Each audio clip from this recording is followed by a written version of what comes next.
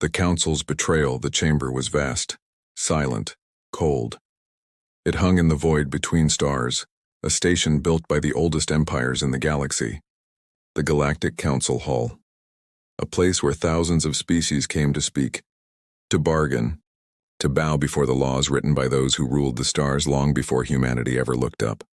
And today, humanity was being judged. Ambassador Elena Reyes stood alone at the center of the floor. Around her, rising in tears like the teeth of some ancient predator, sat the council, hundreds of them, scaled, feathered, chitinous, glowing, all of them staring down at her with eyes that had seen empires rise and fall. She was small compared to them. Human, young, her. People had only been among the stars for 200 years, a blink in galactic time. To the council, humanity was nothing. Ambassador Reyes, rumbled the voice of High Executor Varath, a towering creature of stone-like hide and burning amber eyes. You stand accused of disrupting council proceedings, of making baseless claims against this assembly. Explain yourself. Elena's jaw tightened. Her hands gripped the edge of the podium before her. Baseless? She said quietly. I have the data. A ripple of laughter moved through the chamber. Not kind laughter. Mocking. Data, hissed Counselor Shyleth, a serpentine diplomat whose scales shimmered with iridescent light. You humans and your data. Always so certain, so emotional. Elena ignored the jab. She raised a hand and a hologram flickered to life above her podium. Numbers, maps, trade logs, colony reports. For the last 30 years, she said, her voice steady, human colonies in the Outer Rim have reported missing shipments, food, medicine, construction materials, enough to support millions of lives. We thought it was piracy. Poor logistics. Bad luck. She paused. We were wrong. The hologram shifted. Now it showed a network. Lines connecting council shipping routes to human colony worlds. And at the center of it all, a name. The Galactic Resource Allocation Bureau, a council agency. You've been stealing from us, Elena said. Not pirates. Not bad luck, you, the council. You've been siphoning resources from human colonies and redistributing them to elder species, to yourselves. The laughter stopped. Silence fell like a hammer. High Executor Varath leaned forward, his massive claws scraping against the stone armrest of his throne. You dare accuse this council? I accuse you. Elena cut him off. Her voice rang through the hall. I have the transaction logs, the falsified reports, the signatures, all of it, and I'm not leaving until you answer for it. For a moment, no one spoke. Then Varath smiled. It was not a kind smile. Very well, he said softly. You have made your accusations. The council will investigate. Elena felt the trap closing. She knew that tone. She'd heard it before in diplomatic halls. The tone of someone who had already decided the outcome. When? She demanded. In time, Varath said. How much time? As long as it takes, Elena's heart pounded. She wanted to scream, to fight, but she was one human in a room full of predators. So instead, she did the only thing she could. She nodded. Fine, she said. I'll wait. Varath's smile widened. You may go. Elena turned and walked toward the exit, her boots echoing in the silent chamber. Behind her, she could hear them already, whispers, hissing, laughter. They thought she was weak. They thought she would forget. 3 days later, the message arrived. It came through every human comm relay at once. Emergency priority. No encryption. No delay. Colony 7, lost. Elena was in her quarters when the call came through. She pulled up the report with trembling hands. The words blurred together. Orbital bombardment. No survivors. 47,000 dead, her colony, her people. And at the bottom of the report, a single line. A lesson has been delivered. Humanity will learn its place. Elena stared at the screen. Her hands didn't shake anymore. Her breathing slowed. And deep inside her chest, something cold and sharp began to grow. The funeral was silent. Across Earth, across Mars, across every human world, people gathered in silence. No speeches, no prayers. Just silence and grief and rage. In the halls of the United Human Assembly, the leaders met behind closed doors. No press, no leaks, just cold hard truth. They killed 47,000 of our people, said Admiral Chen, his voice flat. As a message. And the council? Asked Director Okoro. They claim it was a rogue faction. that they had no knowledge, that they'll investigate. Okuro laughed. It was a bitter sound. Of course they will. So what do we do? Asked another voice. Silence. Then Admiral Chen spoke. We remember. 1 week later, humanity withdrew from the Galactic Council. No explanations. No protests. No grand speeches. They simply left. Ships pulled back to Sol, embassies closed, trade agreements ended. The galaxy barely noticed, after all. Humanity was young, weak, emotional. They would come crawling back, but in the shadows, something else was happening. Human shipyards burned day and night. Engineers worked without rest.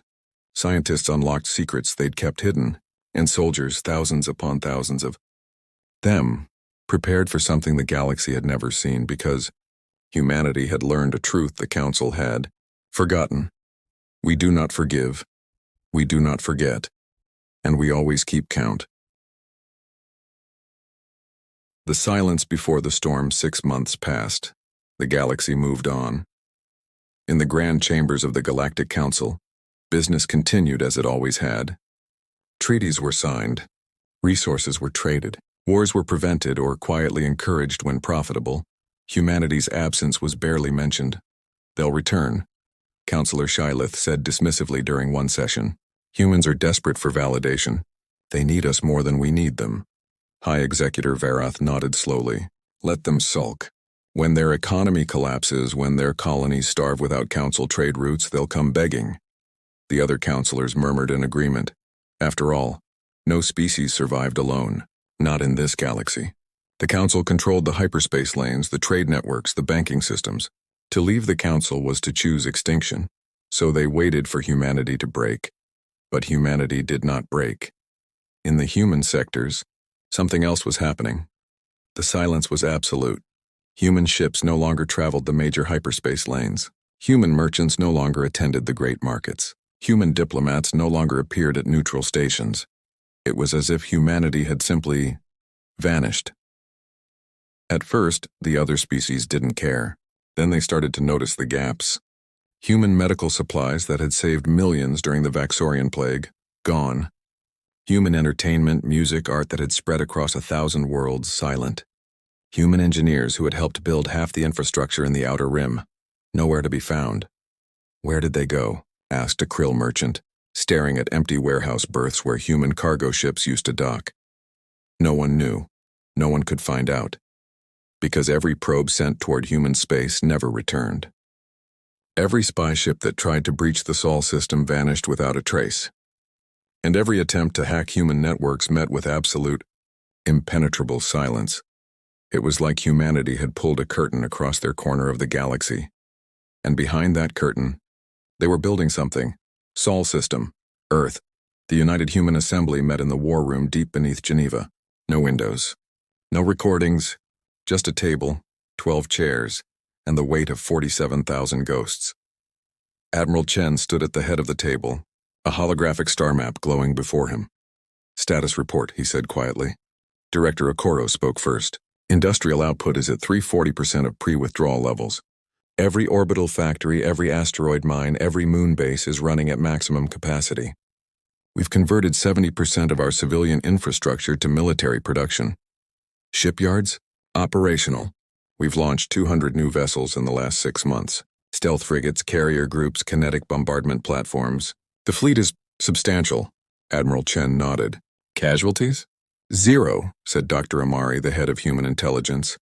We've kept everything inside the wall. No one gets in. No one gets out. As far as the galaxy is concerned, we're ghosts. Good. Chen looked around the table. And the list? A heavy silence fell. Then Director Okoro pulled up a document. It was long, very long. Names, dates, locations. Every council member who had voted to cover up the theft. Every official who had signed off on the massacre. Every species that had laughed when humanity demanded justice. At the top of the list in bold letters, High Executor Varath. We've confirmed every target, Okoro said quietly. We know where they are. When they travel, how they're protected. We've mapped every fleet position, every patrol route, every communication relay. How long until we're ready? Chen asked. 2 weeks, said Fleet Commander Ibarra. Maybe less. Chen stared at the map. At the sprawling empires, the ancient civilizations, the species that had ruled the stars for millennia.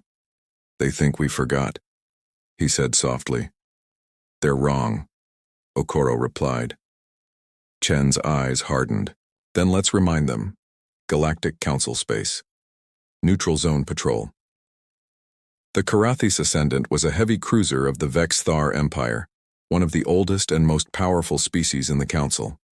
It patrolled the trade lanes near human space, watching for the return of the rebellious young species. Captain Varthek lounged in his command chair, bored. 6 months of patrol duty and nothing. Not a single human ship, not even a distress beacon. Anything on sensors? He asked lazily. Negative, Captain, replied the sensor officer. Dead zone.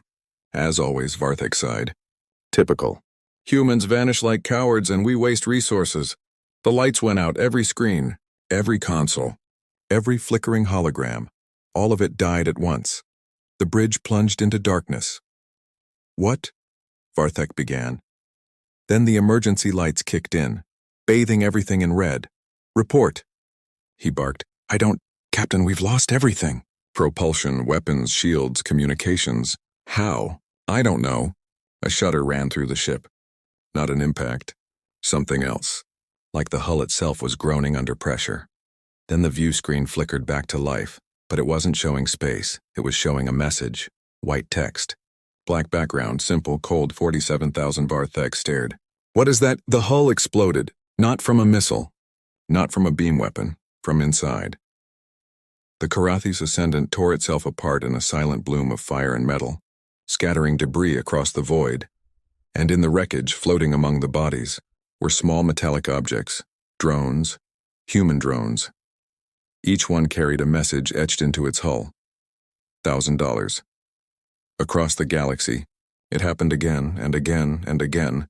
Council warships, patrol fleets, cargo convoys, private yachts carrying corrupt officials. One by one, they vanished. No distress calls, no survivors, just wreckage, and always the same number, $1,000. Within 3 days, the Council had lost 12 ships, within a week 30. By the end of the second week, the death toll had climbed past 200 vessels, and humanity had not said a single word. In the Council hall, panic began to spread. What are they doing? Councillor Shyleth shrieked, her scales flashing with fear. Where are they coming from? We don't know, another councillor shouted. Our sensors can't detect them. Our weapons can't lock on. They strike and vanish like ghosts, High Executor Varath said quietly. The room fell silent. Varath stared at the latest casualty reports.